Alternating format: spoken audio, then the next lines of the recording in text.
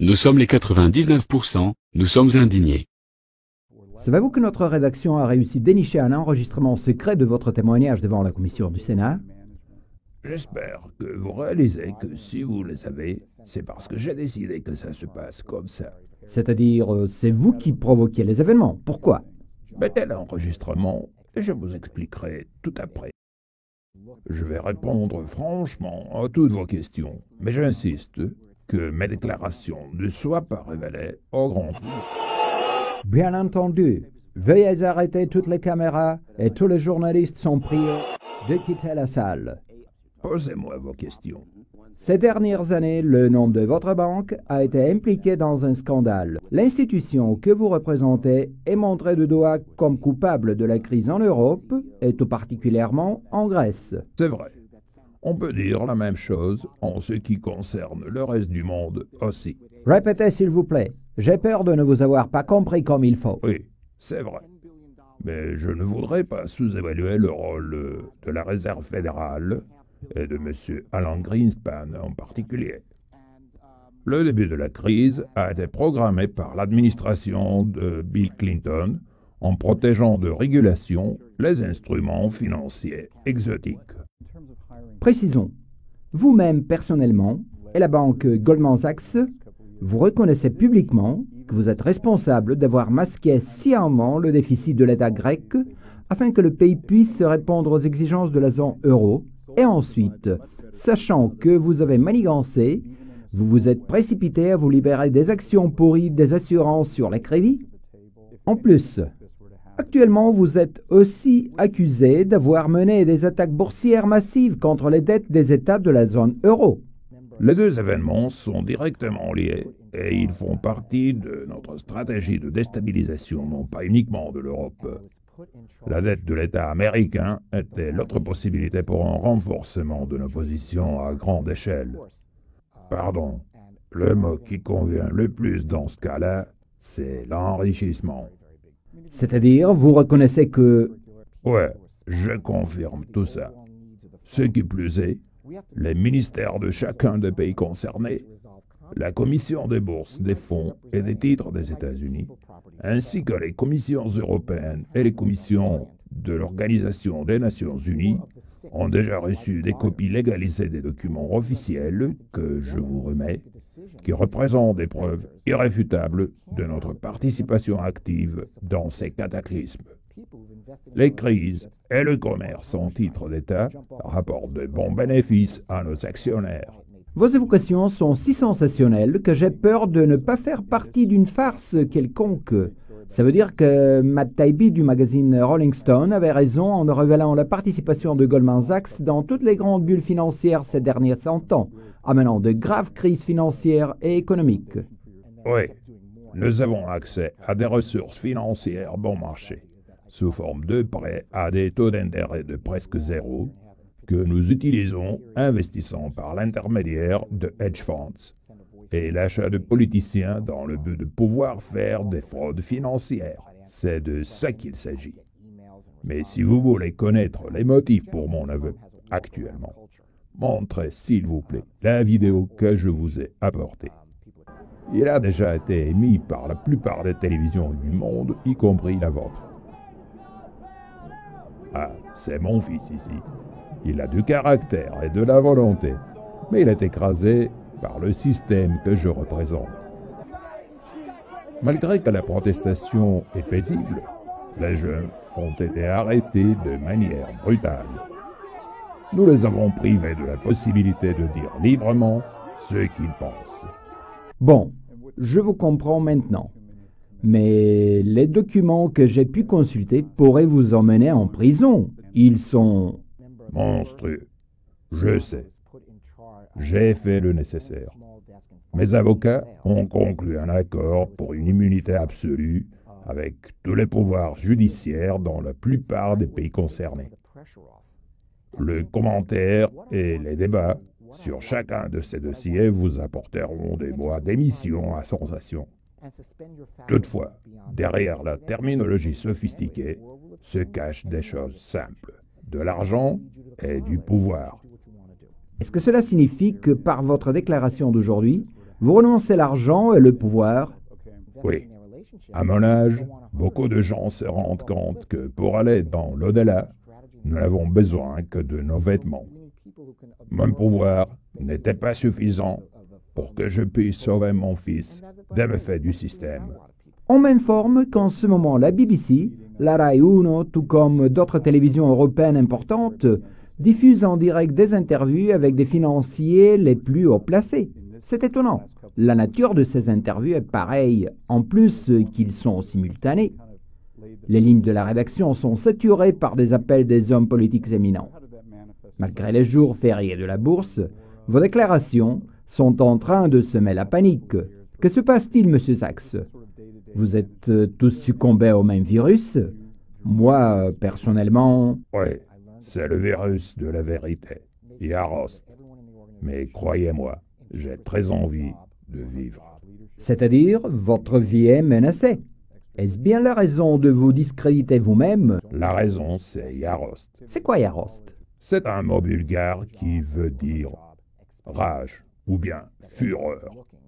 Mais ça n'a pas d'importance. En fait, les acteurs principaux de l'élite financière mondiale, que certains appellent le groupe de Bilderberg, le gouvernement mondial et d'autres, les grands prêtres de la globalisation, sont illuminés par la même idée et ça me donne de l'espoir qu'un accord international nouveau soit possible. S'il vous plaît, soyez plus concret. Le but de ces interviews simultanées est d'énoncer notre initiative de changer les valeurs mondiales. Vous dites système de valeurs nouvelles, mais comment? C'est approuvé aussi par nos leaders politiques? Je ne parle pas de marionnettes. Les politiciens les plus hauts niveaux aux États-Unis et aussi en Europe se soucient beaucoup plus des intérêts de leurs sponsors généreux que de ceux de leurs électeurs. Le seul que je connais qui dit la vérité tout en défendant des valeurs humaines communes sans être contaminé par Yarost est le politicien français Mélenchon. Ceux qui tirent vraiment des ficelles n'occupent pas des places présidentielles. Le président français Sarkozy et même notre Obama ont compris ça le jour même de leurs élections. Toutefois, il est temps que des choses se remettent en place et que des électeurs souverains puissent décider de leur destin eux-mêmes. Ce n'est pas donc une révolution, ni du capital mondial, ni même du français Mélenchon, mais plutôt il s'agit d'une pandémie? Oui, Yarost est apparu avant que de flots de sang ne commencent à couler dans la rue et avant que l'humanité ne commence à régresser. Il est temps que les gens sur cette petite planète se donnent une chance avant que la nature ne les efface. Êtes-vous sûr de ne pas parler, ni agir sous menace quelconque? Quand vous comprenez le sens assez compliqué du mot bulgare Yarost, vous trouverez la réponse à votre question. Il y a un dicton des peuples des Balkans disant « La terre ne nous appartient pas, car nous l'avons empruntée à nos enfants ». Pour faire arriver ce changement, nous proposons une formule pour arriver à un consensus mondial sur un nouveau système de valeurs. Les seuls critères actuels d'évaluation de la vie dans un pays sont la puissance économique et militaire de ce pays. Si nous ajoutons ces deux critères aux nôtres, nous arriverons à 7 éléments égaux, systématisés selon le ressenti subjectif des gens, leur mode de vie selon le lieu où ils habitent, que ce soit un village, une ville, une région ou un pays. Premièrement, la paix de l'âme qui comprend tout qui y contribue ou pas. Deuxièmement, le milieu environnant et notre empreinte sur lui. Troisièmement, le plaisir d'une action ou d'une inaction, du travail, de la maternité, de la retraite, du chômage, etc. Quatrièmement, l'état financier personnel et public, l'unique des critères actuels. Cinquièmement, l'infrastructure. Sixièmement, l'acceptation, ou pas, du pouvoir militaire existant et le sentiment de sécurité devant une agression possible. Et septièmement, l'évaluation reçue par la population des pays voisins à la base de ces critères. Tous les 7 critères seront classés par des indices allant d'1 à 20. Quoique subjectifs et variables, ils vont refléter l'opinion des gens sur la qualité de vie qui leur serait proposée par l'État ou la communauté respective par rapport aux critères dits de base. Grâce aux nouvelles technologies d'information, sera créée une agence statistique internationale pour sondage et analyse de l'opinion publique. C'est grâce à ces 7 critères de base et sur les données ramassées que changerait le rôle et l'influence de chaque État membre de l'ONU. Le droit de vote de chaque État membre serait proportionnel aux résultats obtenus. D'après vous, c'est ça le nouvel ordre mondial? En tout cas, c'est notre vision des choses. Chaque pays organisera des débats suivis par des référendums. Toutefois, les sondages de l'opinion publique que nous avons menés dans tous les pays jusqu'à présent montrent que ce sont des critères communs pour tous les pays, acceptés dans les pays arabes, en Amérique latine, en Afrique, par tous les peuples. Pourquoi donc ces débats, étant donné que c'est toujours votre clique qui décide tout d'avance? Expliquer et instruire. Le but du référendum est que les gens puissent décider eux-mêmes s'ils veulent faire partie de cette nouvelle organisation mondiale. Nous avons assuré le financement de ces processus. Nous sommes prêts à inclure tout autre critère nouveau dans la mesure où il est approuvé par la plupart des pays. Qu'est-ce qui va nous garantir qu'une fois de plus, vous ne vous êtes pas trompé et que ces critères seraient acceptés par la majorité des gens?